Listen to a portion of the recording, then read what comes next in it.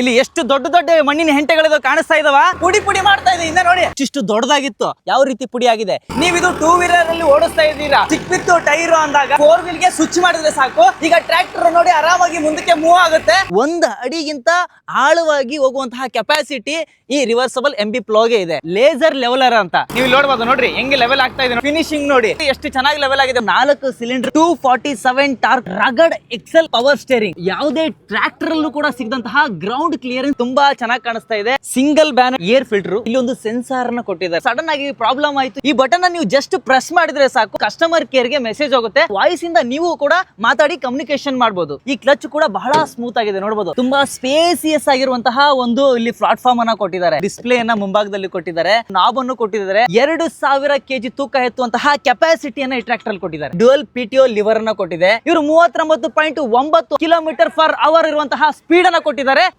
Block panther ಡಿಜಿಟ್ರಾಕ್ block series ನ 5 ಮಾಡೆಲ್ಗಳು ನಿಮ್ ಕಣ್ ಮುಂದೆ ಇದೆ, ನೋಡ್ತಾ ಇರಬಹುದು. ಎಸ್ಕಾರ್ಟ್ ಕೋಬಾಲ್ಟ್ ಅವರು ಇಂಡಿಯಾದಲ್ಲೇ ಮೊದಲ ಬಾರಿಗೆ ಬ್ಲಾಕ್ ಸೀರೀಸ್ ಟ್ರ್ಯಾಕ್ಟರ್ ನ ಲಾಂಚ್ ಮಾಡಿದ್ದಾರೆ. 7 ರಿಂದ 9 ಲಕ್ಷದ ಒಳಗಡೆ ಈ ಟ್ರ್ಯಾಕ್ಟರ್ಗಳು ನಿಮಗೆ ಸಿಗ್ತವೆ. 5 ವರ್ಷ ವಾರಂಟಿ ಒಂದಿಗೆ